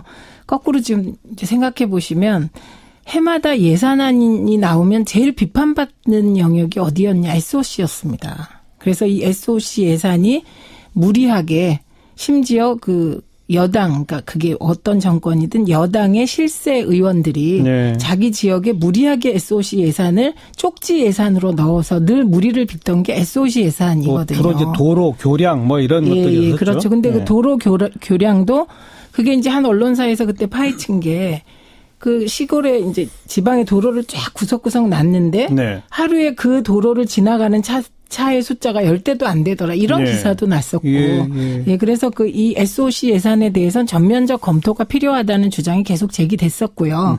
그리고 이제 결국 예산이라는 건 새 정부가 들어서면 새 정부가 국가를 어떻게 이끌겠다라는 것에 그 방향성이 예산으로 나타나는 거 아니겠습니까? 그렇죠. 그래서 새 정부는 사람 중심 일자리 예산을 표방하고 표를 얻어서 정권을 잡은 정부입니다. 네. 그러면 그 정부는 당연히 표를 주신 유권자의 뜻 그리고 정부가 가지고 있는 기본 방향에 따라 복지와 일자리 예산을 늘리는 것은 너무 당연한 거고요. 그다음에 이제 그 복지와 일자리 예산이라는 것이 중앙에 집중되느냐 아닙니다. 그래서 오히려 그 복지와 일자리 예산을 통해서 서울과 지방의 균형을 꾀할 수 있는 예. 장치들이 마련되어 있다. 이렇게 예. 말씀드립니다. 경찰 공무원, 소방 공무원 아무래도 그러니까 지방이 더 지방직이죠. 많이 부족하니까 예, 소방직은. 어떻게 드세요, 장혜찬 씨? 저 같은 경우는 이제 SOC 예산 어떻게 쓰느냐가 결국 문제라고 보여지는데 우리가 연말마다 보도블록 교체하는 거 보면 연말이 왔구나 이렇게 직감하는 국민들이 많다고 하는데요. 아직도 그러나요, 근데? 뭐 많이 저희 동네도 보도블록도 교체하고 있더라고요. 그래요? 네. 그런 부분에 있어서 쪽지 예산으로 실세 의원들이 자기 지역구 예산을 따가는 것은 문제가 있지만 결국 사회 인프라 아무래도 인프라를 보충하다 보면 상대적으로 인프라가 낙후된 지역 먼저 지방 먼저 혜택을 볼 수 있는 여지가 있는데 이 전체적인 예산이 전년 대비 7%가 늘었는데 SOC가 유독 20% 줄었다. 이 부분에 대해서는 전체 예산이 경감된 게 아님에도 불구하고 좀 형평성 문제에서 아쉬움이 있지 않나 하는 생각이 들고요. 그러니까 너무 많이 줄였다? 네, 그런 부분이 있어서 이번 지진 문제에서도 급하게 또 증액이 논의되고 있는 상황이고 지금 구체적으로는 공무원 증원이 이제 대선 전부터 논란이 되고 있는 것 같습니다. 그렇습니다. 야당에서도 뭐 자유한국당이나 국민의당 같은 경우에서도 17만 4천 명 공무원 증원하는 방향에 대해서 문제를 제기하고 있는데 저는 이 공무원을 증원하느냐 마느냐보다 국회 예산결산특별위원회가 지난 7일 정부에 이 17만 4천 명을 증원하면 30년 동안 필요한 예산이 얼마나 되느냐고 질의를 했습니다. 그러나 이때 답변이 추계를 하려면 6개월이 걸리기 때문에 당장 제출하기 어렵다는 정부 측 답변이 있었는데요. 정책을 추진하는 데 있어서 어느 정도 예산이 소요가 되는지 국회의 질의에 정부가 대답도 못하는 상태에서 이것을 먼저 추진하는 게 과연 맞는가. 먼저 이 명확한 대답, 이 계산을 정부에서 먼저 가지고 국회를 설득해야 되는 게 올바른 순서가 아닌가. 이 부분에 대해서 조금 아쉬운 생각이 듭니다. 그 17만 4천 명은 그 문재인 정부 집권 5년간 총 늘어나는 공무원 수이죠. 당장 내년이 아닌 거죠. 예, 내년이 아니죠. 예. 내년에는 지금 이제 이게 국회 논의에 따라 달라지겠습니다만 그 중앙직 15,000명. 지방직 15,000명 이렇게 늘어나는 거 아닙니까? 근데 그 구체적인 거를 들여다보니까 중앙직이 조금 많고 지방직 숫자가 조금 조정이 되는 것 같더라고요. 네. 그래서 이거 구체적으로 보시면 이제 중앙직 같은 경우 이제 늘어나는 게 경찰관입니다. 경찰관이 있고 그다음에 교사 있고요. 예, 등등 해서 그다음에 부사관 있습니다. 경찰이 3,500명, 부사관 4,000명, 생활안전 그 밀접 분야가 6,800명. 네. 그리고 국민들께서 걱정하시는 행정직 300명밖에 안 됩니다. 요게 이제 중앙직이 이렇게 느는 거고요. 그다음에 지방직의 경우는 사회복지가 올해 1,500명 늘고요. 그다음에 소방직이 4,000명 늡니다. 근데 이 소방직의 경우는 이게 이제 소방직 공무원들이 뭐 자살률도 높고 이래서 계속 문제가 되고 있는데 현재 이게 정원이 마련된 정원을 충당하려면 19,000명이 즉시 충원되어야 한다고 합니다. 근데 19,000명을 충원할 수가 없잖아요. 그래서 올해 4,000명 충원하는 거고 국가직을 포함한 교사가 이게 지방직 국가직 나누어져 있어서요. 그게 총 3,000명이거든요. 그러니까 지금 야당에서 저는 걱정을 하셔야 된다고 보고 예산만은 꼼꼼하게 들여다봐야 한다고 생각을 합니다. 근데 이 공무원이 증원되는 부분에 대해서는 조금 좀 더 들여다봐 주셔야 되고 저는 이제 청취자들께도 이 말씀을 꼭 드리고 싶은데 제가 지역을 돌다 보면 예를 들면 소방서를 찾아가면 소방서에서 이제 일하시는 분들이 지금 너무 힘들다 내가 그래서 이제 좀 우리 증원해달라 최소한 인원 그 정원만큼은 해달라고 얘기를 하면서 그분들도 전체 공무원 증원은 반대하는 거예요.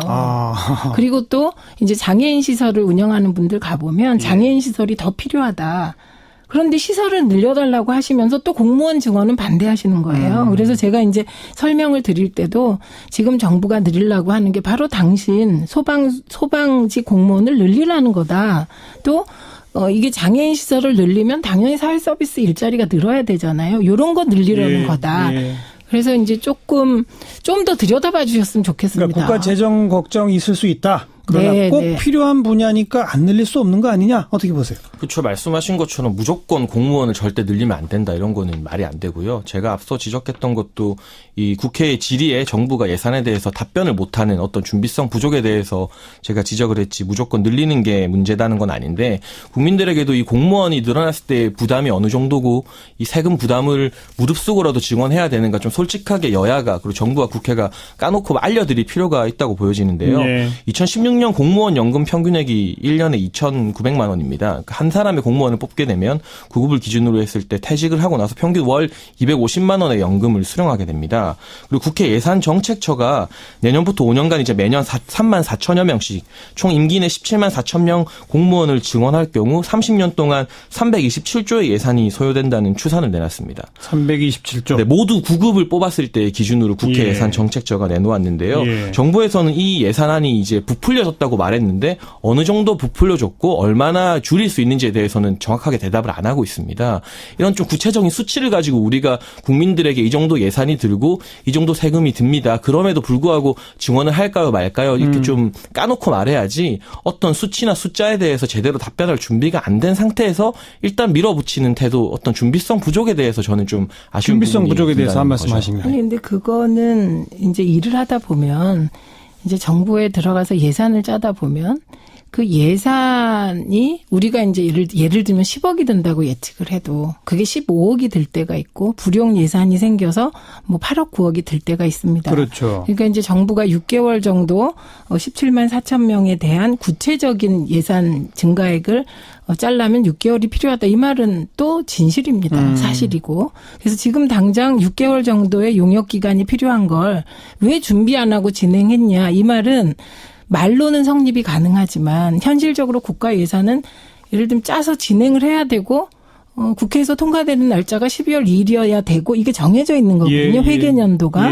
그렇기 때문에 이번에 정부가 17만 4천 명에 대해서 다 니네가 예산을 6개월 용역하지 말고 짜서 내라. 그럼 그건 준비성 부족이라고 비판받는 걸 피하기 위해서 주먹구구 예산을 짜게 된다는 겁니다. 6개월 그래서 정도 해야 한다? 예, 오히려 그건 필요한 거고 이건 좀 장기적으로 정부가 해줬으면 좋겠고 알겠습니다. 오히려 올해 우리가 3만 명을 증원하는데 이것과 관련된 예산은 나와 있는 것이거든요. 그다음에 공무원 연금권. 그 진짜 야당이 협조해 주시면 공무원 연금 개혁해야 되는 겁니다. 그리고 공무원 연금 개혁은 이명박 정부도 박근혜 정부도 하려고 했던 것이거든요. 이와 관련하여 군인 연금 개혁이 있습니다. 이 부분도 이제 저는 야당이 협조하셔서 대승적인 차원에서 논의에 들어갔으면 좋겠다 이 말씀드립니다. 연금 개혁은 또 뭐 별도의 논점이니까 그쵸. 그 정도 말씀 듣고 뭐 대략 우려하시고 또 동의하시는 부분들이 많이 있는데 과연 선택의 문제입니다. 국가 재정이라는 게 딱 제한돼 있기 때문에 꼭 필요한 공무원들 늘릴 수밖에 없는 거 아니냐. 제한돼 있는 돈에서 그쪽 늘리다 보면 결국 다른 돈 못 쓰는 거 아니냐. 그리고 재정 부담은 계속 장기적으로 커지는 거 아니냐. 여기서 이제 선택의 문제가 되겠고요. 또 하나 중요한 논점이 최저임금을 올려서 민간 기업에게 재정으로 지원을 해준다. 자, 여기에 대해서도 어찌 보자면 철학적인 바탕에서부터 논란이 있는데요. 장혜찬 씨는 어떻게 보세요? 저를 비롯해서 많은 언론사에서 이런 비슷한 정책 유래가 있는지 많이 찾아봤습니다. 그러나 세계적으로 이 정책이 옳고 그르고를 떠나서 유래가 없는 거의 최초로 시도되는 실험적인 정책인 분명한 것 같고요. 그래요? 네, 그 세금으로 민간의 최저임금 인상분을 보전해준다는 정책은 찾아보기 힘들고 이 2018년 최저임금 인상률이 16.4%인데 과거 5년 동안의 평균 인상률 7.4%를 이제 2배 가까이 초과하다 보니까 이런 식으로 정부에서 1년 동안만 단기적으로 지원을 한다고 해놓았는데요. 그러나 2019년, 2020년에도 계속해서 최저임금은 어쨌든 인상이 되지 않겠습니까? 그렇죠. 정부의 목표가 2020년 최저임금 10,000원이기 때문에 2018년에 지원을 하다가 2019년에 지원을 갑자기 안 하게 되면 정부 말대로 그렇게 되면 2019년에는 또 민간 시장이 그만큼 더 2배의 타격을 받게 되는 것이잖아요. 계속 지원이 필요하겠죠. 그래서 시장이 감당할 수 있는 범위 안에서 최저임금을 인상해서 이 어떤 뭐 사업자, 자영업자들이나 고용자들 그리고 일하는 사람들이 같이 고통을 분담하는 어떤 정책을 도출해냈어야 하는데 이 세금으로 지원을 하게 만들었다는 것 자체가 3조 원의 예산 문제가 아니라 이 최저임금 설정에 대해서 우리가 다시 한번 생각해볼 여지는 없는지 좀 고민되는 부분 같아요. 그러니까 일단 이제 일자리와 임금과 관련한 지원 사례가 세계적으로 없다. 이것은 조금 더 자료를 봐주시기 바랍니다. 왜냐하면 사례가? 이게 유럽에 없을 수가 없죠. 예, 그래서 예. 프랑스나 영국에서 이미 기업 인건비 부담과 관련하여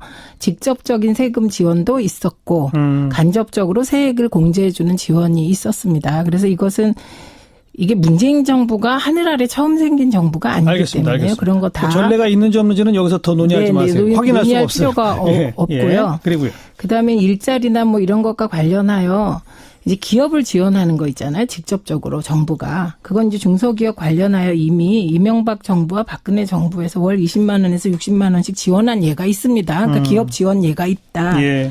이제 이 말씀 드리고요. 그다음에 이제 오히려 제가 여기서 같이 논의하고 싶은 건 어떤 부분이냐면 왜 1년만 지원하려고 하냐 니네. 이제 이런 말씀이잖아요.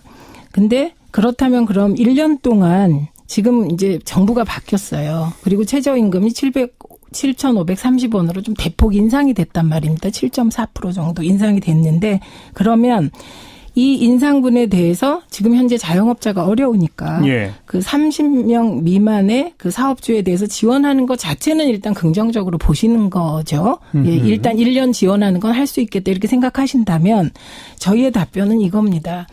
저희가 기대하는 최저임금 인상이라는 것은 최저임금이 인상되잖아요. 그럼 최저임금 인상의 혜택을 보는 사람들은 돈을 저금할 수 있는 사람들이 아닙니다. 네. 최저임금이 인상되면 소비 여력이 생긴다고 보는 겁니다. 소비가 확대된다. 예, 그럼 이제 그 소비 여력이 생기면 1차적으로 수혜를 받는 사람들이 누구냐? 지역의 자영업자세요. 예. 그래서 요거는 조금만 지자체에서 노력을 해서 예를 들면 그 성남시가 하고 있는 청년화폐라든지 이렇게 해서 지역 경제가 돌아가기 위한 노력이 조금만 가미되면 지역 화폐 같은 식으로. 예, 그 조금이라도 그건 이제 예고요. 예. 그렇다면 자영업이 조금 활성화되지 않겠냐는 기대를 가지고 1년 동안 마중물 개념으로 지원을 해보는 겁니다. 그래서 저희가 기대하는 것은 그렇게 이제 최저임금을 올리고 소비가 약간 늘어나고 자영업이 조금 활성화되면서 그런 어떤 선순환이 이루어지면 내년에는 지원 규모가 줄 것을 기대하는 거라. 예. 이거는 1년 동안 이제 이게 잘 운영되기를 기대하고 있는 것이고요. 예. 그리고 내년에 뭐 지원액이 제로일 거다 이런 말씀 못 드립니다. 그러나 그 지원의 폭이 줄어가길 기대하는 정책이다. 이 말씀 드립니다. 김동연 부총리도 그런 표현을 썼어요. 네. 내년은 좀 상황을 봐서 결정할 수밖에 없다 이런 그 식으로. 얘기입니다. 어떠세요? 말씀해 주신 게 소득주도 성장론 이제 설명해 주신 것 같은데요. 그렇죠. 예. 네. 뭐 그렇게 되면은 너무나 더할 나위 없이 긍정적이겠지만 최저임금 인상으로 지금 각 아파트마다 경비원들을 해고하고 뭐 CCTV로 대체하려고 하거나 편의점이나 일반 식당에서 이제 더 이상 점원이 주문을 받는 게 아니라 자동화 주문으로 대체되는 현상들이 가속화되고 있잖아요. 그 현상이 단순히 최저임금 때문이라고만은 볼 수 없지만 영세한 자영업자들에게 어떻게 보면 더 큰 고통을 줄 수도 있기 때문에 만약에 이 최저임금을 2020년 만 원이 아니라 1년만 늦춰서 2021년 만 원으로만 해도 이 정부에서 소요되는 예산을 3조 원 넘게 줄일 수 있다는 결과도 있었거든요. 조금만 더 천천히. 그래서 이 공약을 반드시 지키려고 이 공약 자체 공약을 위한 공약으로 가는 게 아니라 말씀하신 것처럼 뭐 김동연 부총리도 말했지만 여러 가지 상황을 고려해서 점진적으로 좀 현실적으로 타협하면서 나갔으면 하는 바람입니다. 그건 너무 당연한 거고요. 예. 그다음에 영세 자영업자들이 어렵기 때문에 최저임금을 올렸을 경우 직접적 타격을 받을 우려가 있기 때문에 1년 동안 그 지원을 하게 되는 거다. 그리고 그 이후에는 말씀하신 대로 이 지원 효과가 있는 건지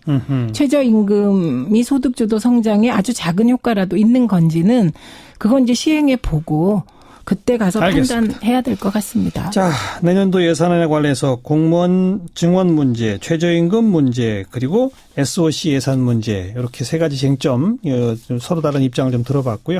한 2분 남았습니다만 제가 왜 잠깐 여기서 토론을 마무리 지으려고 하냐면 오늘이 11월 20일인데 예산안 법정 통과 시한이 12월 2일이에요. 그리고 제가 지금 수십 년 한국 정치를 보면요. 지금 한 열흘 앞두고 예산안 얘기가 조금씩 나오지 한 달, 두 달 전에 예산 심사하느라고 제일 중요한 정책 쟁점이 정기국회에서 뭐가 불거졌습니다. 이런 적을 못 봤거든요. 어떻게 이거 좀 시스템 고칠 방법 없을까요? 어떻게 생각하세요? 짧게 한 말씀씩만. 하실래요? 장혜찬 씨. 네, 저 같은 경우는 우리가 지난 한 달 가까이 그리고 또 지난 몇 개월 가까이 청문회에 굉장히 많은 에너지를 소모했잖아요. 우리 정치가. 저 같은 경우는 뭐 청문회도 중요하지만 첫 정부가 들어서서 장관을 세우고 내각을 세우는데 거기에 너무 과몰입했던 것은 아닌가 정치권이. 그러할 시간에 좀 첫 내각 같은 경우는 쿨하게 인정할 건 인정해주고 말씀하신 것처럼 예산이나 이런 공공의 문제들 SOC 예산 이런 거 정책으로 좀 다투고 국민들에게 설명해야 될 충분한 시간이 필요하지 않았나. 그 부분에 대해서 우리가 너무 정쟁적인 데만 에너지를 많이 소모하고 정책은 외면하고 있는 현상이 아직도 계속되고 있다. 그래서 국회가 신뢰를 못 받는 건 아닌가 이런 아쉬움이 정부가 주된 책임이 있다 그런 면에서는 그렇게 보신다. 국회가 국회 그렇죠. 전체가. 네네. 정현희 전 의원. 근데 그게 이제 언론이 보도하는 걸 보면 그 말이 맞습니다. 그런데 국회라는 게 300명의 국회의원이 있는 것이거든요. 그래서 청문회에 나가는 의원은 뭐 그 토탈 해봐야 뭐 한 30-40명밖에 안 돼요. 그래서 국회는 동시다발로 많은 일을 하는데 그게 이제 우리 사회가 주목하는 포인트가 어떤 시기에는 청문회고 어떤 시기에는 국감이고 어떤 시기에는 법안이고 어떤 시기엔 예산인 거거든요. 그리고 예결위가 있기 때문에 예결위는 이미 가동되고 있었던 것이지요. 그래서 국회가 동시다발적으로 일하고 있다 이 말씀 드리고 다만 예산과 관련하여 12월 2일이 지나면 정부 예산안이 상정돼요. 자동 상정으로. 예, 그렇게 되면 정부 안으로 할 거냐 말 거냐만 결정됩니다. 그러니까요. 그렇기 때문에 또 짧은 기간 같지만 앞으로 남은 한 12일 동안 또 국회가 한번 했다 하면 엄청 부지런하게 하기 때문에 이렇게 논의를 잘해서 결정하지 않을까요? 역시 전직 의원님답게 또 뭐 그럴 수밖에 없겠습니다만 국민의 눈높이에서 볼 때는 국회가 조금 더 노력해서 정부 예산안을 나중에 보면 결국 한 1% 왔다 갔다 하는 걸로 말던데 한 10% 15% 정도는 왔다 갔다 하게 하는 그런 국회 좀 기대하고 있다는 말씀 드려보도록 하겠습니다. 자, 최민희 전 의원, 시사평론가 장혜찬 씨 오늘도 수고하셨습니다. 고맙습니다. 네, 고맙습니다. 감사합니다.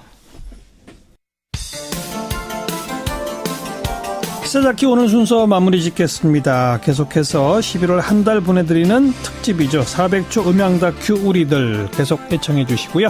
내일 저녁 저는 뵙겠습니다. 안녕히 계세요. 나오겠어요. 그리고 또 우리는 많은 우리 국민의당 의원들은 그러한 정체성과 가치관을 싫어하거든요. 그랬을 때 만약 분열이라도 된다고 하면은 마이너스 정치 아니냐.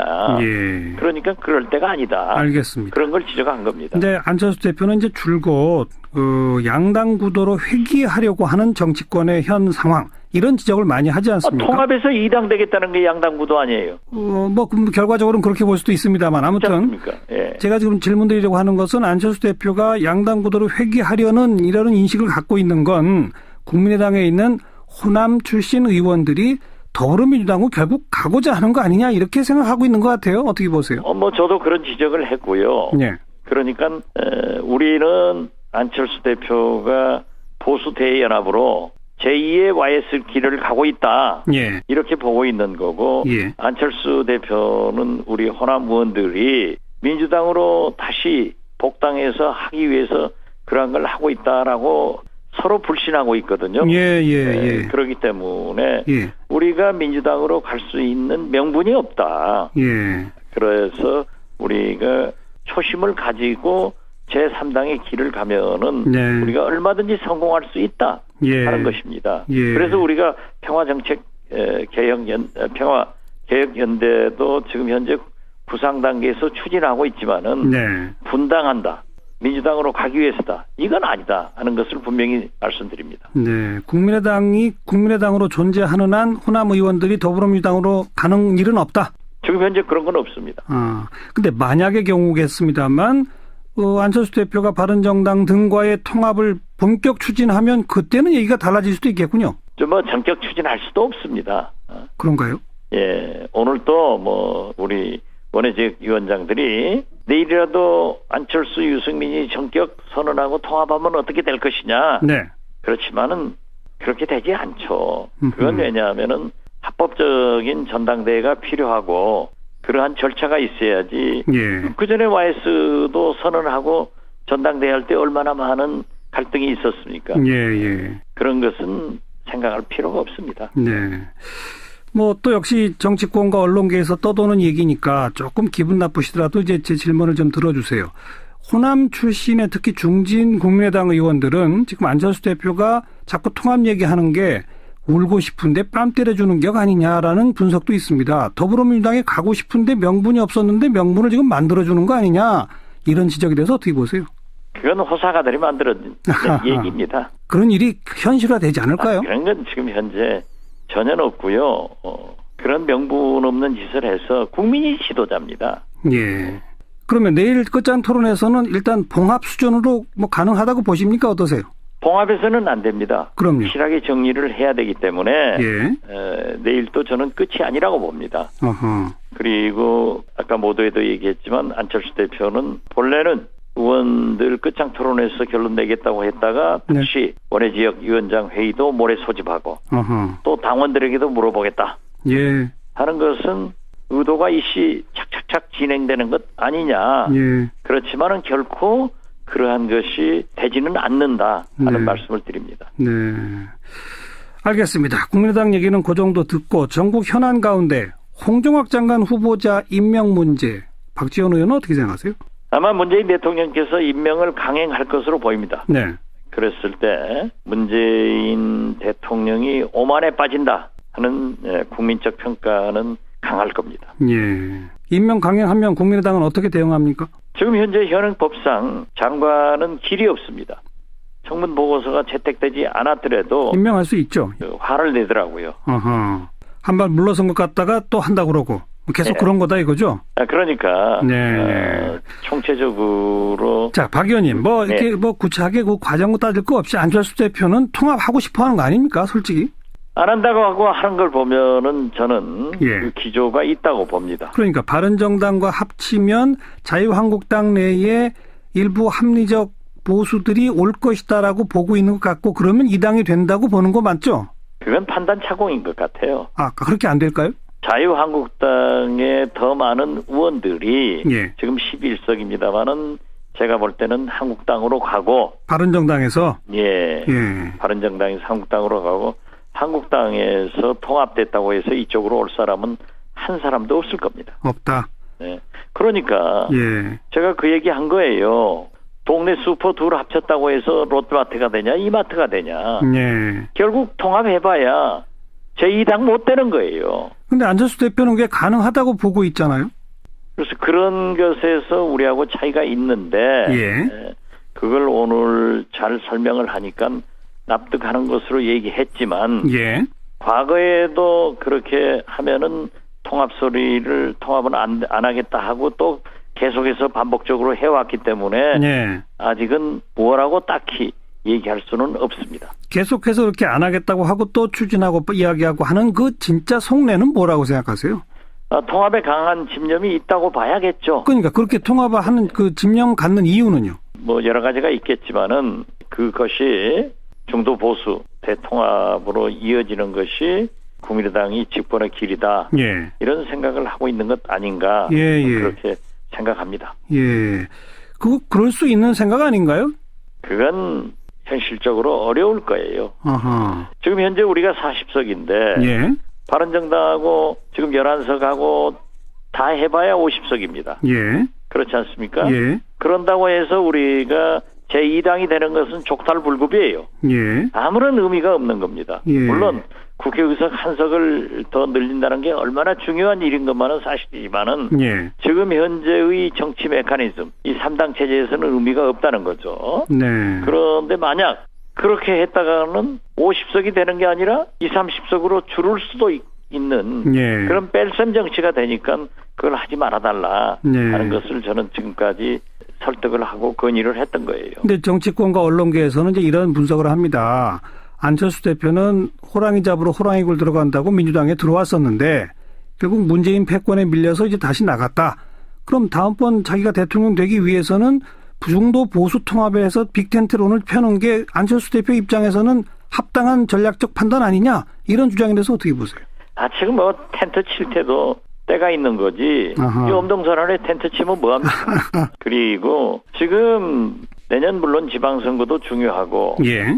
약 3년 후에 총선도 중요하지만은 예. 대통령 선거는 4년 남아 있습니다. 예. 그리고 문재인 대통령이 집권 6개월인데 지금은 어떻게 됐든 지지도가 고공행진을 하고 있지 않습니까? 예. 그러니까 우리는 잘하는 것은 돕고 잘못하는 것은 그물 쳐놓고 기다리면은 예. 산들바람 불어도 봄날은 가는 거죠. 그리고 얼마든지 문재인 정부의 갈등이 지금 현재 쏟아지고 있지 않습니까? 예. 이러한 것들을 야당으로서 잘해야 되고 또 안철수 대표가 이룩한 새정치 다당제가 됐다고 하면은 총선 민의대로 3당제가 된 거 아니에요. 예. 그러면 거기서 리딩 파티, 선도 정당으로서의 역할을 하면은 네. 자동적으로 되는 거지. 정체성도 다르고 가치관도 다른데 그걸 혼합해가지고 그런 리더십이 어디서 20일 지나면 할 수 있기 때문에 예. 대통령이 그렇게 많이 임명했잖아요. 예. 그러나 이러한 것들이 쌓이면은 결국 대통령의 인사 전행, 오만한 그런 태도로 평가받을 것이다. 네. 그래서 저는 문재인 대통령이 재고를 하셔야 된다 이렇게 생각합니다. 오늘 당정청 협의를 통해서 공수처 신설 본격 추진할 뜻을 여권은 밝혔는데 국민의당은 공수처에 일단은 원칙적으로 동의시죠? 당연히 그렇죠. 자유한국당은 계속 반대인데 어떻게 될까요? 자유한국당이 반대하지만은 최종적으로 공수처장의 추천권을 어디에서 갖느냐 예. 이런 문제가 나와 있고 과거 제가 야당 원내대표 할 때 MB 때 내곡동 사저특검도 야당에서 예. 그리고 이번에 최순실 특검 이것도 제가 추천해서 됐잖아요. 예. 그런 선례가 있기 때문에 아하. 지금까지 우리가 검찰개혁의 필요성을 또 국민들은 공수처의 필요성을 해왔기 때문에 네. 그러한 문제를 잘 합의하면은 한국당에서도 반대할 수 없을 것이다. 저는 반드시 해야 된다. 또 이러한 것을 저는 법사위원이기 때문에 풀어낼 수 있도록 노력하겠다 말씀드립니다. 공수처장의 후보를 추천하는 권한을 야권 쪽에 주는 그런 절충안이 있을 수 있다. 이 말씀이군요. 그렇습니다. 네. 지금도 그러한 얘기를 많이 해가고 있습니다. 계속 저희도 함께 지켜보고요. 내일 끝장 토론도 지켜보겠습니다. 박 의원님 오늘 고맙습니다. 네, 감사합니다. 국민의당 박지원 의원이었습니다.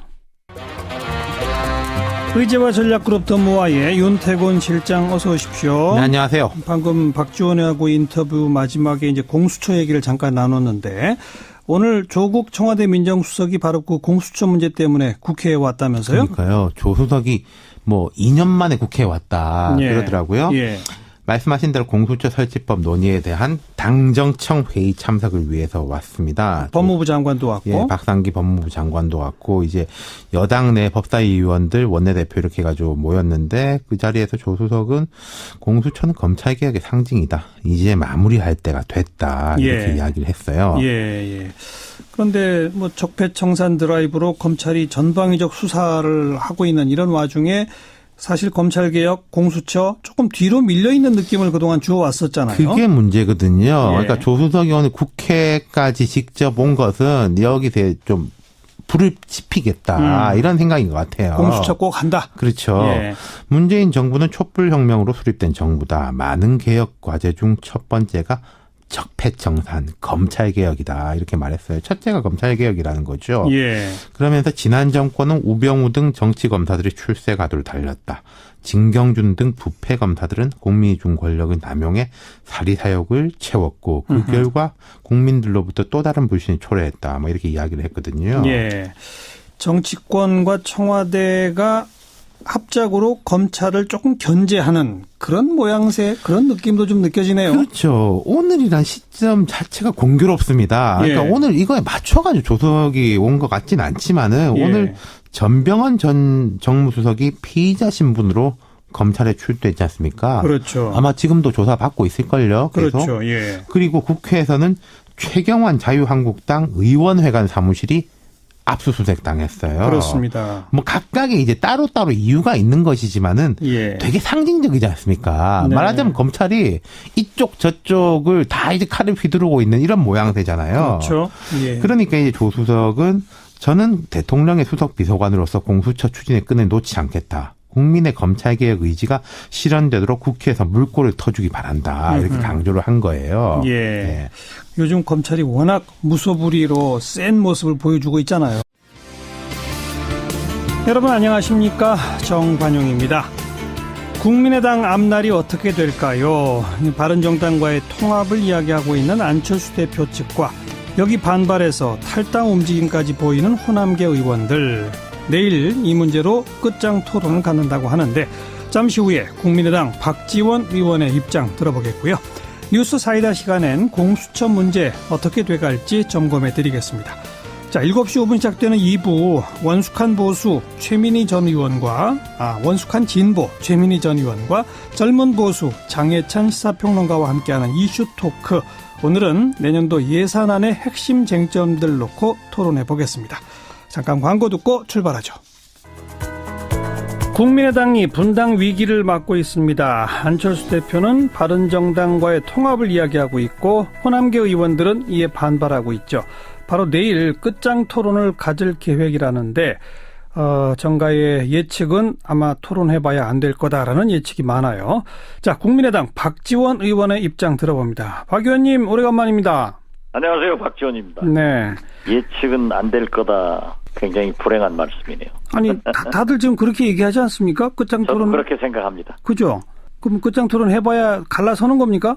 그렇게까지는 하지 않습니다. 그럼요. 오늘 오찬을 안철수 대표의 초청으로 전 지도부 4사람과 함께 했습니다만 예. 거기에서도 통합, 연합, 연대가 왜 필요하느냐. 예. 이건 소통 없이 이렇게 진행하고 또 국민정책연구원에서는 당비를 사용해서 여론조사를 해가지고 자기들끼리 공유해서 언론에 흘려내고 예. 이런 것은 있을 수 없다. 이런 강한 불만들을 제시했습니다. 예. 그랬더니 안철수 대표께서는 한 발 물러서서 통합 이런 데까지는 하지 않았다.